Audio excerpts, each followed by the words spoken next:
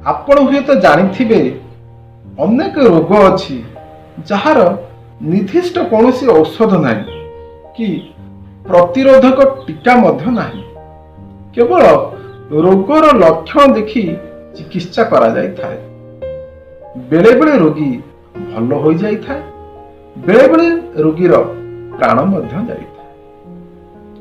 ଏଇଭଳି ରୋଗ ସମାଜରେ ବ୍ୟାପି ଚାଲେ, ଅନେକ ଆକ୍ରାନ୍ତ ହୁଅନ୍ତି, ସେଥିମଧ୍ୟରୁ ଅନେକଙ୍କର ପ୍ରାଣ ଯାଏ। ଏଇଭଳି ରୋଗକୁ ନିୟନ୍ତ୍ରଣ କରିବାକୁ ଲାଗି ଯାଇଥାଏ ବହୁତ ସମୟ। ଟିକିଏ ସଚେତନ ଆଉ ଅବହେଳାରୁ ଆମକୁ ଏଇଭଳି ପରିସ୍ଥିତିର ସାମ୍ନା କରିବାକୁ ପଡ଼ିଥାଏ। ଏଇଭଳି ଏକ ରୋଗ ଯାହା ହେଉଛି ଡେଙ୍ଗୁ। ଆସନ୍ତୁ ଆଜି ଡେଙ୍ଗୁ ବିଷୟରେ ଜାଣିବା। ପ୍ରଥମେ ଜାଣିବା ଡେଙ୍ଗୁ କଣ? ଡେଙ୍ଗୁ ଏକ ଭୂତାଣୁ ଜନିତ ରୋଗ। ଡେନ୍ 1, ଡେନ୍ 2, ଡେନ୍ 3, ଡେନ୍ 4 ଏହିପରି 4 ପ୍ରକାର ଡେଙ୍ଗୁ ଭୂତାଣୁ ଅଛନ୍ତି। ଏମାନଙ୍କ ମଧ୍ୟରୁ କୌଣସି ଗୋଟିଏ ପ୍ରକାର ଭୂତାଣୁଙ୍କ ଦ୍ୱାରା ସଂକ୍ରମିତ ହେଲେ ଆମକୁ ହୋଇଥାଏ ଡେଙ୍ଗୁ ରୋଗ ବା ଡେଙ୍ଗୁ ଜ୍ୱର। ତାହେଲେ ଏହି ଡେଙ୍ଗୁ ରୋଗ କିପରି ବ୍ୟାପିଥାଏ ବା କିପରି ସଂକ୍ରମିତ କରିଥାଏ? ଡେଙ୍ଗୁ ରୋଗୀକୁ ଏଡିସ୍ ମଶା କାମୁଡ଼ିଲେ ଡେଙ୍ଗୁ ଭୂତାଣୁ ମଶା ଦେହରେ ପ୍ରବେଶ କରିଥାଏ। ମଶା ଦେହରେ ଡେଙ୍ଗୁ ଭୂତାଣୁ 8 ରୁ 10 ଦିନ ପର୍ଯ୍ୟନ୍ତ ବଢ଼ିଥାଏ। ଡେଙ୍ଗୁ ଭୂତାଣୁ ଦ୍ୱାରା ସଂକ୍ରମିତ ମଶା ସୁସ୍ଥ ଲୋକକୁ କାମୁଡ଼ିଲେ ଡେଙ୍ଗୁ ଭୂତାଣୁ ସୁସ୍ଥ ଲୋକ ଦେହରେ ପ୍ରବେଶ କରିଥାଏ। ଡେଙ୍ଗୁ ଦ୍ୱାରା ଏକାବେଳକେ ଗୋଟିଏ ଜାଗାରେ ଅନେକ ଲୋକ ପୀଡ଼ିତ ହେବାର ଦେଖାଯାଏ। ଗୋଟିଏ ପରିବାରର ସମସ୍ତେ ଏକାବେଳକେ ମଧ୍ୟ ଆକ୍ରାନ୍ତ ହୋଇପାରନ୍ତି।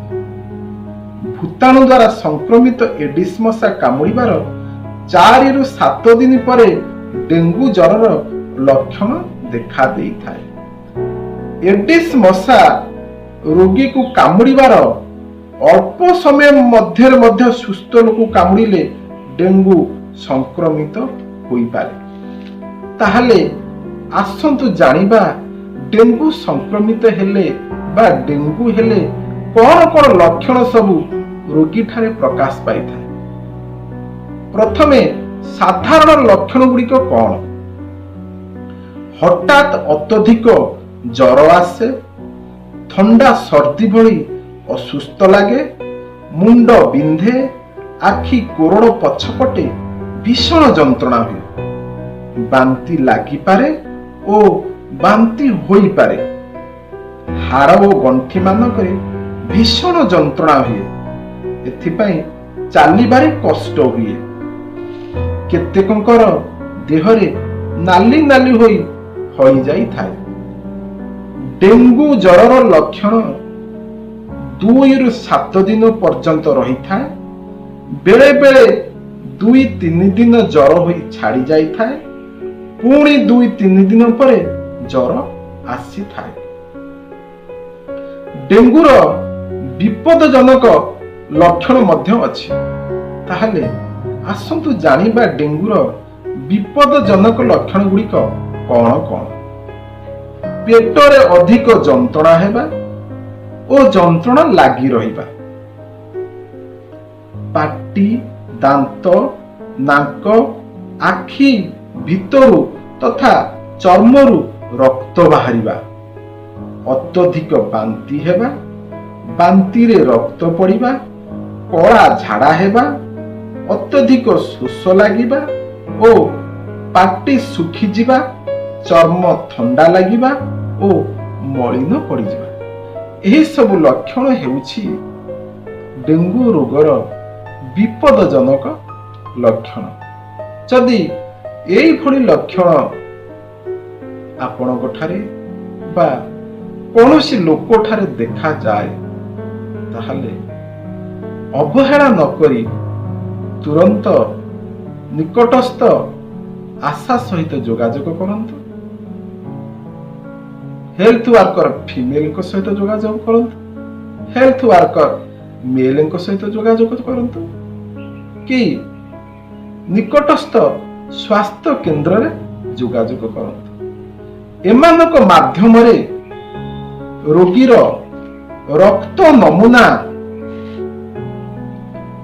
ପରୀକ୍ଷା ହେବାକୁ ଯାଇଥାଏ। ରକ୍ତ ନମୁନା ସଂଗ୍ରହ କରି ସେଣ୍ଟିନେଲ ସର୍ଭେଲାନ୍ସ ପରୀକ୍ଷାଗାରକୁ ପଠାଯାଇଥାଏ। ଏହି ପରୀକ୍ଷାଗାରରେ ଏଲିସା ପଦ୍ଧତିରେ ରକ୍ତ ପରୀକ୍ଷା କରାଯାଏ। ବର୍ତ୍ତମାନ ଆମ ରାଜ୍ୟରେ ଡେଙ୍ଗୁ ରୋଗ ଚିହ୍ନଟ ପାଇଁ 38ଟି ସେଣ୍ଟିନେଲ ସାଇଟ ପରୀକ୍ଷାଗାର କାର୍ଯ୍ୟ କରୁଛି। ସେଗୁଡ଼ିକ ହେଲା 30ଟି ଜିଲ୍ଲା ମୁଖ୍ୟ ଚିକିତ୍ସାଳୟ, 3ଟି ସରକାରୀ ମେଡିକାଲ କଲେଜ ହସ୍ପିଟାଲ ଯଥା କଟକ, ବ୍ରହ୍ମପୁର ଓ Puri, capital hospital Bhubaneswar, AIIMS Bhubaneswar, RMRC Bhubaneswar, RGH Rourkela ଏବଂ ବିଜୁ ମେମୋରିଆଲ ହସ୍ପିଟାଲ ପାରାଦୀପ। ଏହି ସବୁ ସ୍ଥାନ ମାନଙ୍କରେ ଡେଙ୍ଗୁ ରୋଗର ନିର୍ଦ୍ଦିଷ୍ଟ ଫଳାଫଳ ବାହାରିଥାଏ। ତେଣୁ ଏହି ସ୍ଥାନରେ ହିଁ ପରୀକ୍ଷା କରିବା ଉପଯୁକ୍ତ, ବା ଏହି ସ୍ଥାନରେ ପରୀକ୍ଷା କଲେ ରୋଗର ସଠିକ ନିର୍ଣ୍ଣୟ ହୋଇଥାଏ। ରକ୍ତ ନମୁନା ପରୀକ୍ଷା ପରେ ଯଦି ଡେଙ୍ଗୁ ପଜିଟିଭ ବା ଡେଙ୍ଗୁ ବାହାରେ, ତାହେଲେ ରୋଗୀକୁ ଲକ୍ଷଣ ଦେଖି ଔଷଧ ଦିଆଯାଇଥାଏ ଏବଂ ରୋଗୀକୁ ମଶା ନ କାମୁଡ଼ିବା ପାଇଁ ମଶାରୀ ଭିତରେ ରଖାଯାଇଥାଏ।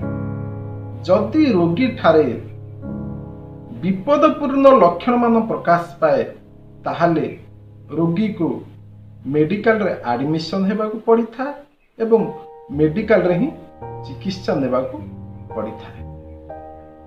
ଡେଙ୍ଗୁ ରୋଗ ନ ବ୍ୟାପିବା ପାଇଁ କଣ କରିବାକୁ ପଡ଼ିଥାଏ? ଆମେ ଜାଣିଲେ ଡେଙ୍ଗୁ ଏଡିସ୍ ମଶା ଦ୍ୱାରା ବ୍ୟାପିଥାଏ। ତେଣୁ ବର୍ତ୍ତମାନ ଆସନ୍ତୁ ଜାଣିବା ଏଡିସ୍ ମଶା ସମ୍ପର୍କିତ କେତେଗୁଡ଼ିଏ ତଥ୍ୟ। ଏଡିସ୍ ମଶା ଦେଖିବାକୁ କଳା, ଅନ୍ୟ ମଶା ମାନଙ୍କ ଠାରୁ ଆକାରରେ ସାନ। ଏହି ମଶା ଦେହରେ, ଗୋଡ଼ରେ ଓ ପିଠିରେ ଧଳା ଧଳା ଗାର ପଡ଼ିଥାଏ, ତେଣୁ ସହଜରେ ଚିହ୍ନି ହୁଏ। ଏହି ମଶାକୁ ବାଘୁଆ ମଶା ମଧ୍ୟ କୁହାଯାଏ। ଏଡିସ୍ ମଶା ବଂଶ ବିସ୍ତାର କିପରି କରିଥାଏ? ଏଡିସ୍ ମଶା ପରିଷ୍କାର ଓ ସ୍ଥିର ପାଣିରେ ଡିମ୍ବ ଦେଇଥାଏ ଏବଂ ପାଣିର ତଳ ପୃଷ୍ଠ କଠିନ ହୋଇଥାଏ। ଏଇଭଳି ସ୍ଥାନରେ ଏଡିସ୍ ମଶା ଡିମ୍ବ ଦେଇଥାଏ, ଯଥା ପ୍ଲାଷ୍ଟିକ ମୁଣି, ଟିଣ, କାଚ ବୋତଲ, ଲୁହା ପାତ୍ର, ଭଙ୍ଗା ବାଲିଟି, ଡବା, ନଡ଼ିଆ ସଢ଼େଇ, କଟା ପଇଡ଼, ଫୁଲ କୁଣ୍ଡ, ସିମେଣ୍ଟ କୁଣ୍ଡ, ଟାୟାର ଓ ଟିଣ drum, room cooler, fridge tray, ପାଣି ଟାଙ୍କି ଇତ୍ୟାଦି। ତା ଛଡ଼ା ଗଛର ଖୋଲ, କଟା ବାଉଁଶ ଆଦିରେ ଜମୁଥିବା ବର୍ଷା ପାଣିରେ ମଧ୍ୟ ମଶା ଡିମ୍ବ ଦେଇଥାଏ। ମଶା ଡିମ୍ବ ଦେବାର 24 ଘଣ୍ଟା ପରେ ଅଣ୍ଡାରୁ ଲାର୍ଭା ବାହାରେ। 7 ରୁ 10 ଦିନ ମଧ୍ୟରେ ଲାର୍ଭାରୁ ପୂର୍ଣ୍ଣାଙ୍ଗ ମଶା ବାହାରେ। ମାଇ ମଶା ରକ୍ତ ଶୋଷିବା ପାଇଁ ମଣିଷକୁ କାମୁଡ଼େ। ଏଡିସ୍ ମଶା ପ୍ରାୟ 400 ମିଟର ପର୍ଯ୍ୟନ୍ତ ଉଡ଼ିପାରେ। ଏହି ମଶା ସାଧାରଣତଃ ଥଣ୍ଡା ଏବଂ ଅନ୍ଧାରୁଆ ସ୍ଥାନମାନଙ୍କରେ ବିଶ୍ରାମ ନିଏ। ଉଦାହରଣ, ଘର ଚାରିପାଖରେ ଥିବା ଗଛଲତା, ବୁଦା। ଏହି ରୋଗ ନ ହେବା ପାଇଁ କି ଉପାୟ ଅବଲମ୍ବନ କରିବା? ଏହି ରୋଗ ନ ହେବା ପାଇଁ ଏଡିସ୍ ମଶାର ବଂଶ ବୃଦ୍ଧିକୁ ରୋକିବା ଆବଶ୍ୟକ। ନିଜକୁ ଏଡିସ୍ ମଶା କିପରି କାମୁଡ଼ି ପାରିବେ ନାହିଁ ସେଥିପାଇଁ ସତର୍କତା ଅବଲମ୍ବନ କରିବାକୁ ହେବ। ଘର ଭିତରେ କି ପଦକ୍ଷେପ ନେଇହେବ?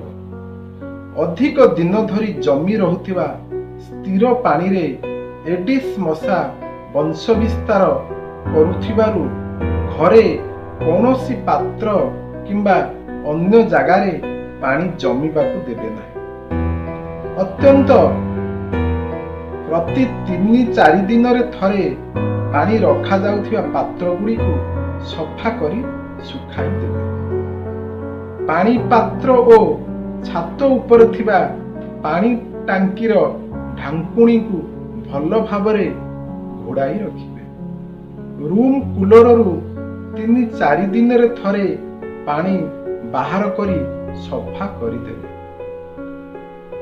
ଗୃହପାଳିତ ପଶୁ ପକ୍ଷୀ ମାନଙ୍କ ପାଇଁ ଉଦ୍ଦିଷ୍ଟ ଖାଇବା ତଥା ଗାଧୋଇବା ପାତ୍ରରୁ 3-4 ଦିନରେ ଥରେ ପାଣି ବାହାର କରି ଦେବେ ଏବଂ ସଫା କରି ଶୁଖାଇ ଦେବେ। ମଶା କାମୁଡ଼ିବାରୁ ରକ୍ଷା ପାଇବା ପାଇଁ ଗୋଡ଼, ହାତ ତଥା ପୁରା ଶରୀରକୁ ଘୋଡ଼ାଇ ରଖିପାରୁଥିବା ପୋଷାକ ପିନ୍ଧିବେ। ଉଦାହରଣ, ଲମ୍ବା ଧୋତି, ଫୁଲ ପ୍ୟାଣ୍ଟ ସାର୍ଟ ଆଦି।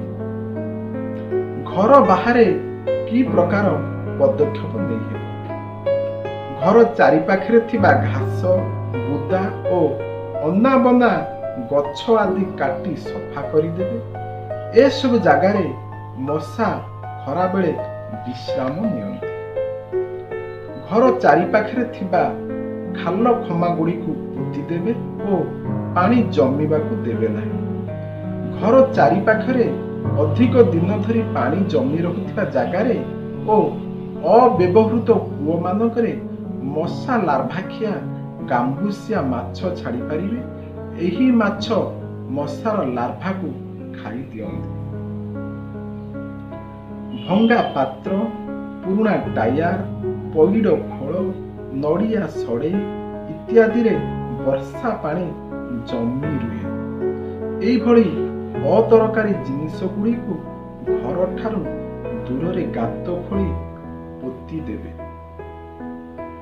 ଧାନ ଉଁସା କଣ୍ଟ, ଖପରା, କାଚ ବୋତଲ ଇତ୍ୟାଦି ବାରିରେ ପଡ଼ିଥିବା ଯେକୌଣସି ପାଣି ଜମି ରହୁଥିବା ଜିନିଷକୁ ଉକାରି ପକାଇବେ କିମ୍ବା ନଷ୍ଟ କରିଦେବେ, ପୋତି ଦେବେ କିମ୍ବା ସେଥିରେ ଯେପରି ପାଣି ଜମି ନ ରୁହେ ସେଥିପ୍ରତି ଧ୍ୟାନ ଦେବେ ଏବଂ ପାଣି ଜମି ନ ରହିବା ପାଇଁ ଉପାୟ ଅବଲମ୍ବନ କରିବେ। ନିଜକୁ ମଶା କାମୁଡ଼ାରୁ ରକ୍ଷା କରିବା ପାଇଁ ଆମେ କଣ କରିପାରିବା? ଏଡିସ୍ ମଶା ଦିନ ବେଳେ କାମୁଡ଼ିଥାନ୍ତି, ତେଣୁ ଦିନରେ ଶୋଇବା ବେଳେ ମଶାରୀ ଟାଙ୍ଗି ଶୋଇବେ। ଏଥିପାଇଁ କୀଟନାଶକ ଔଷଧ ଉପଚାରିତ ମଶାରୀ ଅଧିକ ଉପଯୋଗୀ। ସକାଳେ ନିଦରୁ ଉଠି ନଥିଲା ବେଳେ କିମ୍ବା ଦିନରେ ଶୋଇଲା ବେଳେ ମଶାରୀ ଟାଙ୍ଗି ମଧ୍ୟ ଶୋଇବେ। ମଶା ଘଉଡ଼ାଇବା ପାଇଁ ନିମ୍ବ ପତ୍ର ଓ ଝୁଣା ଧୂଆଁ ଦେଇପାରିବେ। ବଜାରରେ ମିଳୁଥିବା ମଶା ଧୂପ ବ୍ୟବହାର କରାଯାଇପାରେ। ମଶା ବିକର୍ଷଣକାରୀ ତେଲ ଯଥା ନିମ ତେଲ, କରଞ୍ଜ ତେଲ ବ୍ୟବହାର କରାଯାଏ। ବଜାରରେ ମିଳୁଥିବା ମଶା ବିକର୍ଷଣକାରୀ ମଲମ ମଧ୍ୟ ବ୍ୟବହାର କରନ୍ତି। ଘରର ଝରକା ଗୁଡ଼ିକୁ ଭଲ ଭାବରେ ମଶାରୀ ଜାଲରେ ନିବୁଜ କରିପାରନ୍ତି। ଏଇଭଳି ପଦକ୍ଷେପ ଯଦି ଆମେ ନେବା ତାହେଲେ ଆମେ ଡେଙ୍ଗୁ ମଶା କାମୁଡ଼ିବାରୁ ବର୍ତ୍ତି ଯାଇପାରିବା ଏବଂ ଡେଙ୍ଗୁ ଜ୍ୱରରୁ ବର୍ତ୍ତି ଯାଇପାରିବା। ଏଇଭଳି ପଦକ୍ଷେପମାନ ବିଷୟରେ ସମସ୍ତେ ସଚେତନ ରହିବା ଆବଶ୍ୟକତା ରହିଛି ଏବଂ ସଚେତନ କରାଇବା ମଧ୍ୟ ଆବଶ୍ୟକତା ରହିଛି। ତେଣୁ ଏଇଭଳି କାର୍ଯ୍ୟକ୍ରମ ଆମେ ସମସ୍ତେ ଆମ ନିଜ ପରିବେଶକୁ ସଫାସୁତୁରା ରଖିବା, ସଫାସୁତୁରା କରିବା ଏବଂ ଡେଙ୍ଗୁ ମଶାର ବଂଶ ବିସ୍ତାର କିପରି ନ ହୁଏ ସେଥିପ୍ରତି ଦୃଷ୍ଟି ଦେବା। ଏଇଭଳି ସ୍ୱାସ୍ଥ୍ୟ ବିଷୟରେ ନୂଆ ନୂଆ ଭିଡ଼ିଓ ଦେଖିବା ପାଇଁ ସବସ୍କ୍ରାଇବ୍ କରନ୍ତୁ ମୋ channel master Rilu. Like, share, comment କରନ୍ତୁ।